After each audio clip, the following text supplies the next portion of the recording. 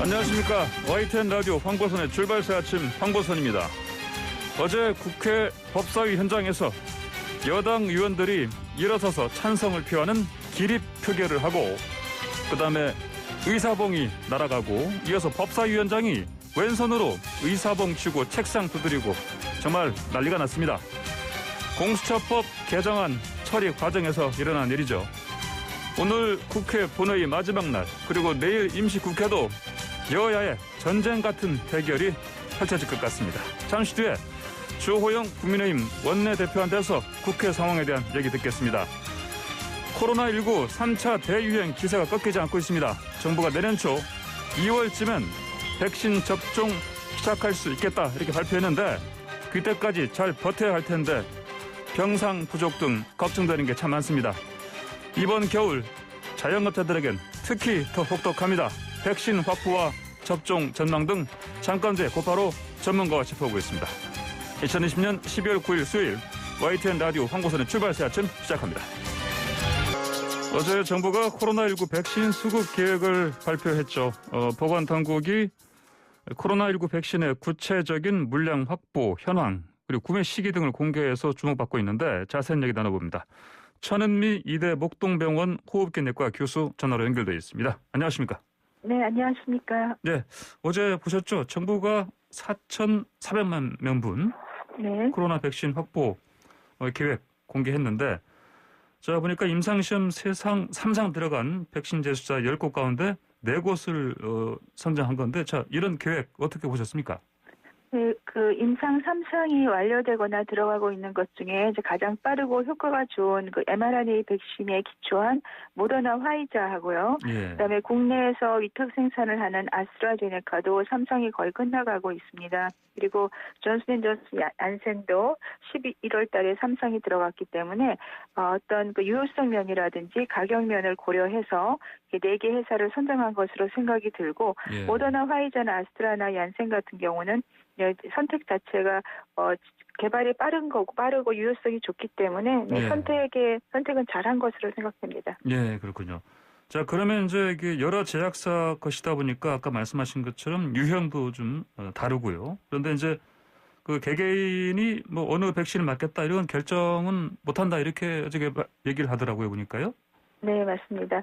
우선 도입 시기도 다르고 예. 백신의 어떤 가격이나 유효성이 좀 다르기 때문에 개인이 선택을 하는 데는 조금 형평성 문제도 있습니다. 그리고 대부분의 나라가 지금 국가에서 무료 접종을 하고 있기 때문에 우리나라도 대부분 무료 접종을 하고 일부에서는 이제 가격 면에서 조금 차이가 있어서 좀 국민이 부담할 수도 있다고 얘기를 하고 있습니다. 그래서 아마 국민이 나는 이 백신을 맞겠다 선택하기는 조금 어려울 것 같습니다. 예, 그렇군요.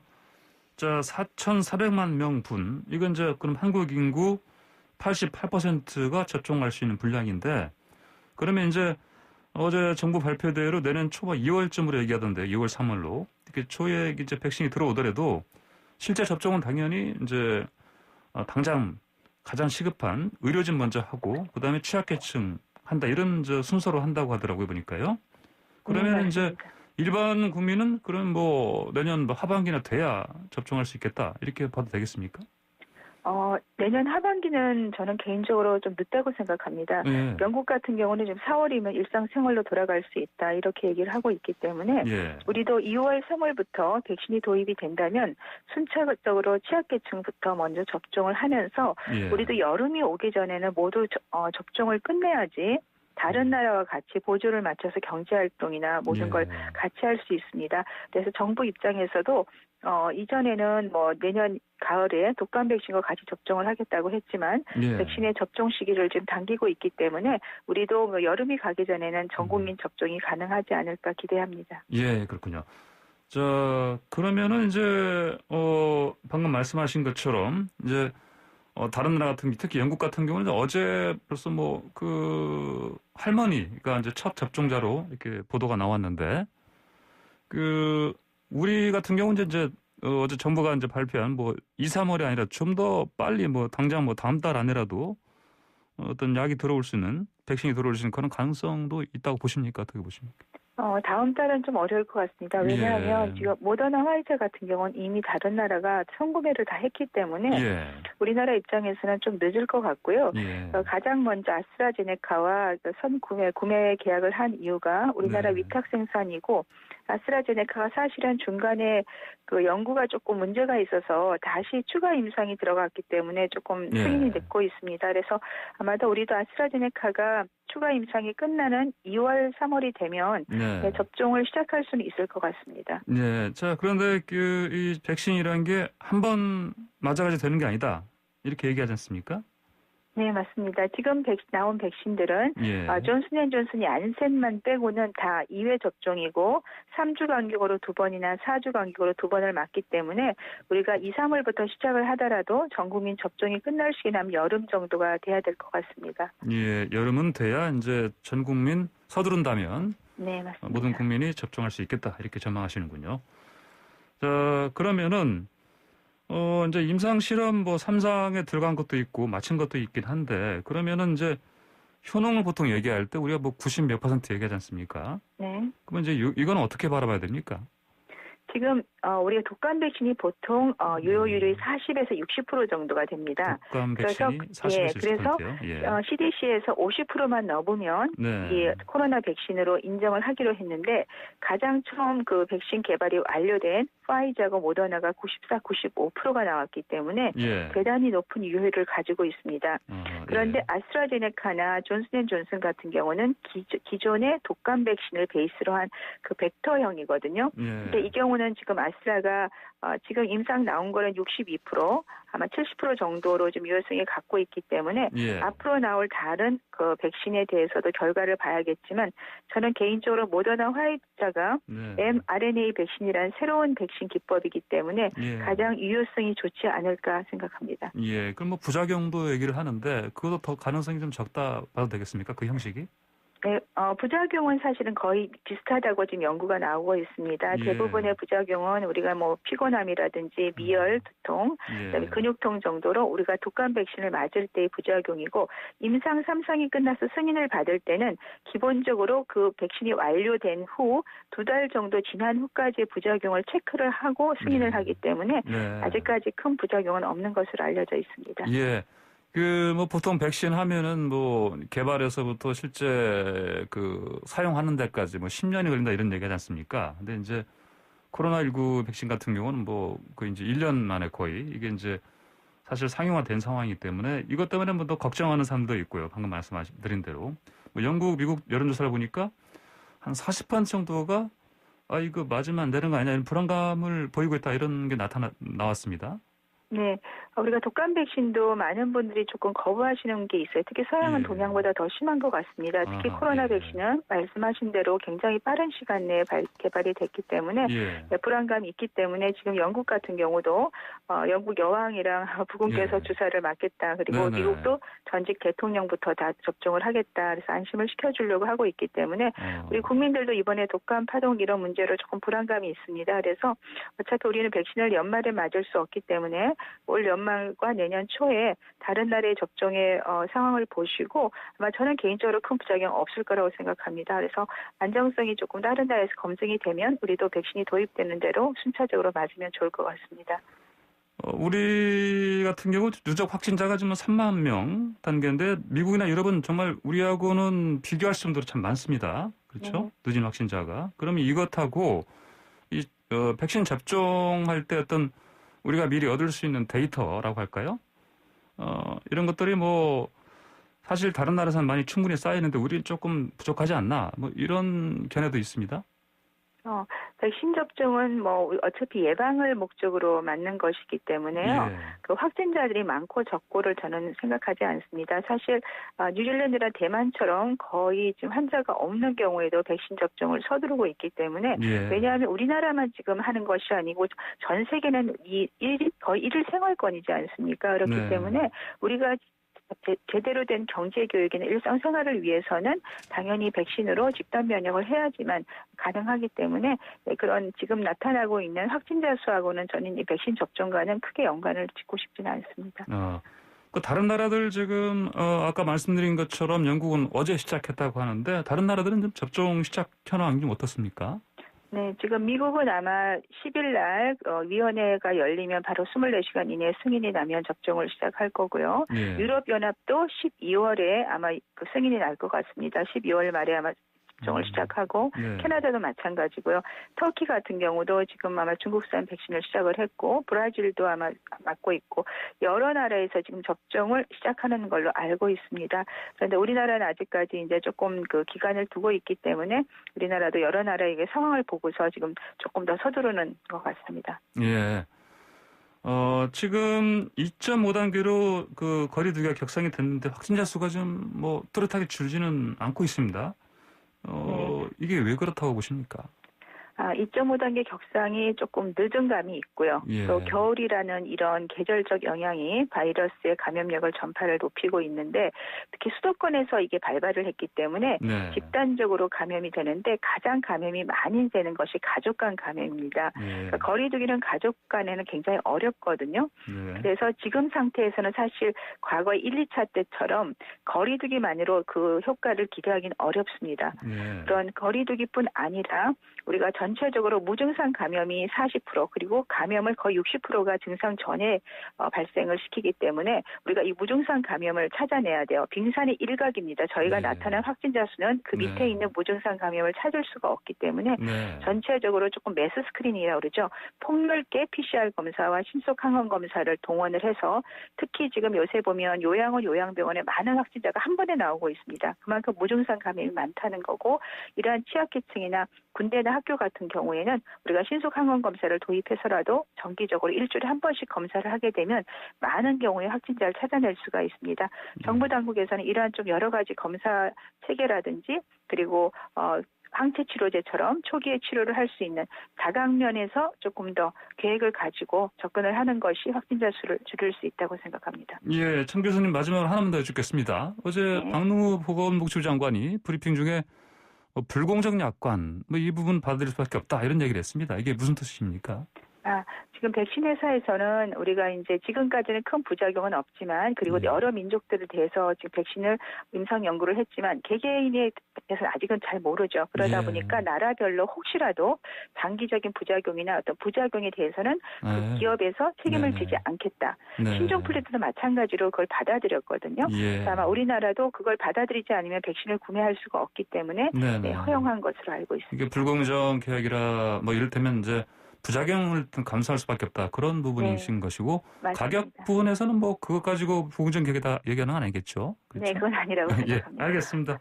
오늘 말씀 잘 들었습니다. 감사합니다. 네, 감사합니다. 네, 지금까지 천은미 이대 목동병원 호흡기내과 교수였습니다. 네, YTN 라디오 황보선의 출발새 아침 2부 시작합니다.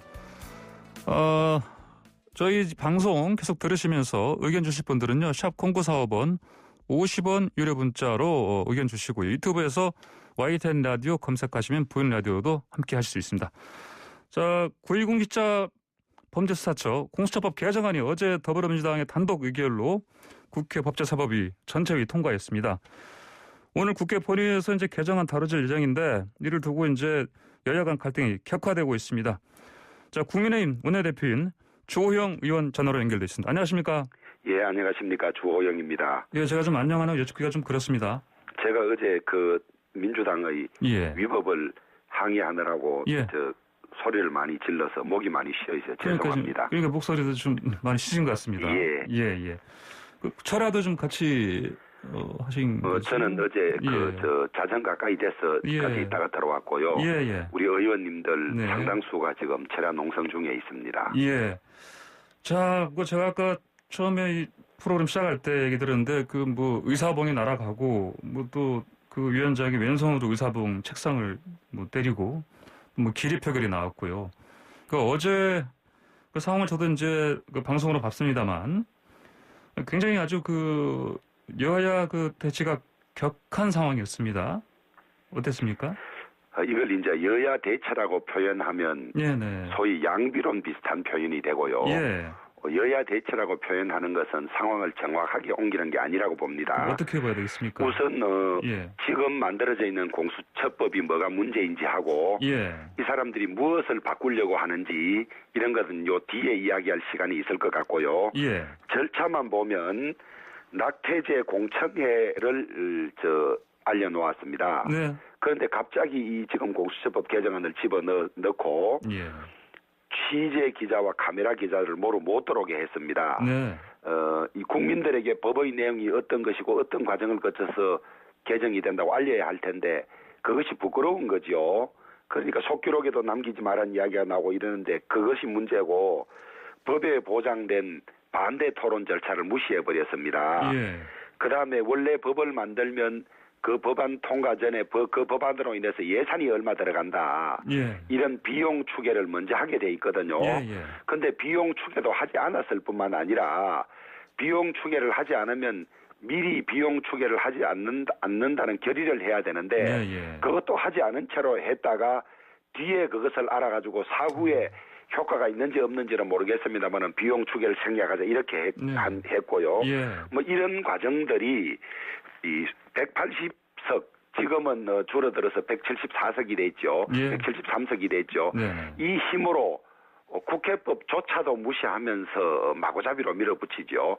특히 안건조정회의는 야삼 이렇게 하도록 돼 있는데 열린민주당의 최강욱 의원을 야3인 중에 하나로 지명을 했습니다. 아시다시피 최강욱 의원은 누구보다도 더 열렬한 민주당 당성을 가지고 있는 사람 아닙니까? 범 여건으로 눈 감고 아웅하는 일이고 또 이 안건조정회의는 합의가 되지 않으면 90일간 숙고하고 냉각기를 가지라는 취지인데 불과 가자마자 하루도 채 안 돼서 이것을 바로 그냥 제대로 심의도 하지 않았고 또 안건조정회의에서 조정할 안건이 5건이 있었습니다.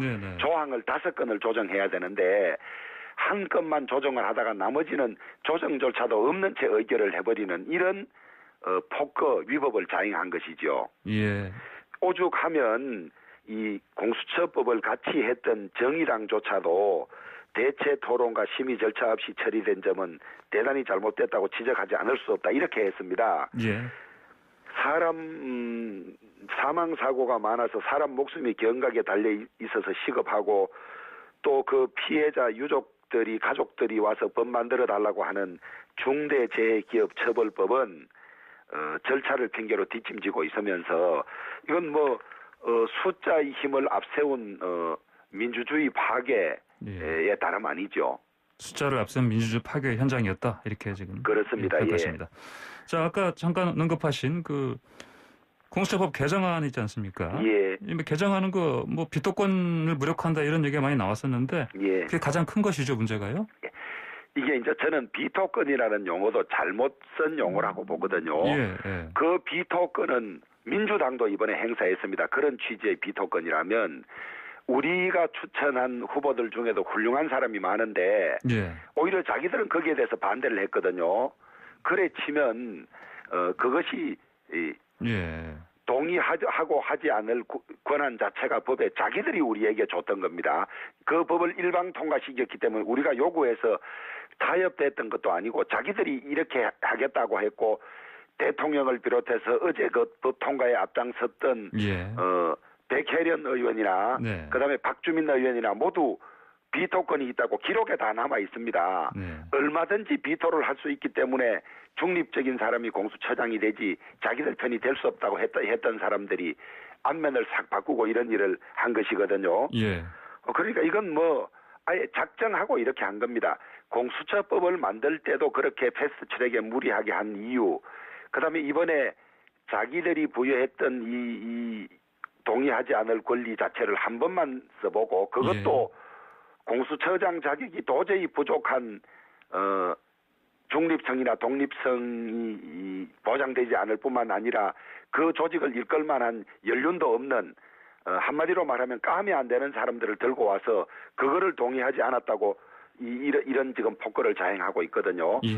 저희들이 공수처장으로 추천되지 않은 사람에 대해서 지금 공개적으로 이 사람은 이래서 우리가 공수처장으로 적합하지 않다 말 다 할 수가 있습니다. 그런데 그분들의 인격이나 이런 걸 위해서 안 할 뿐인데 이제 이 사람들이 이런 과정을 통해서 뽑을 공수처장이 어떤 사람인지 저희들은 불을 보듯 뻔합니다.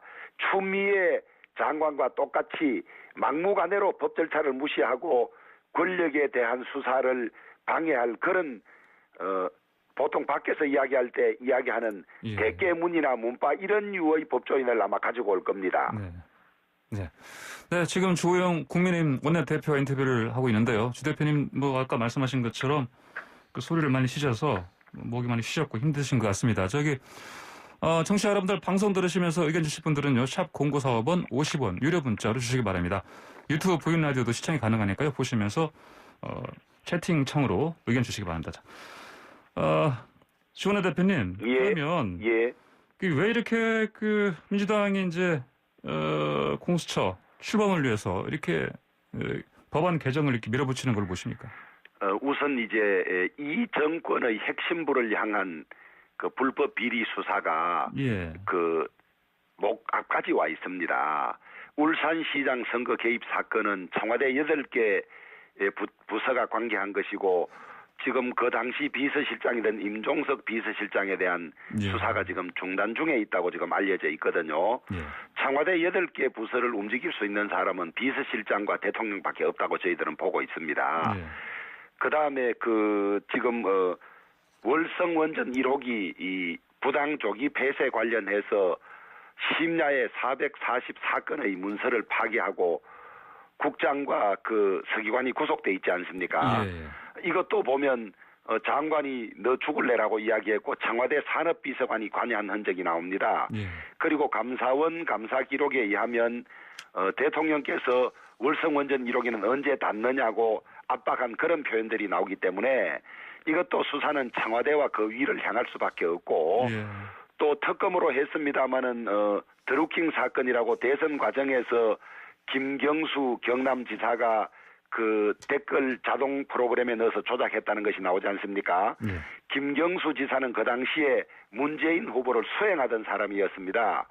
김경수만 알고 있었느냐, 그 윗선이 알고 있었느냐 이런 것들이 청와대와 권력 핵심 대통령 주변을 향하니까 이거를 지금 수사를 하고 있는 윤석열을 쫓아내려고 무리에 무리를 거듭하면서 추미애 장관이 저렇게 그 폭거를 하고 있지 않습니까? 그런데 그것만으로는 아마 힘에 붙이는 것 같아요. 또 국민들이 윤석열 잘하고 있고 추미애 잘못하고 있다고 여론조사 여러 개 나오니까 공수처를 만들면 검찰과 경찰이 하고 있는 사건을 그대로 빼앗아갈 수가 있습니다.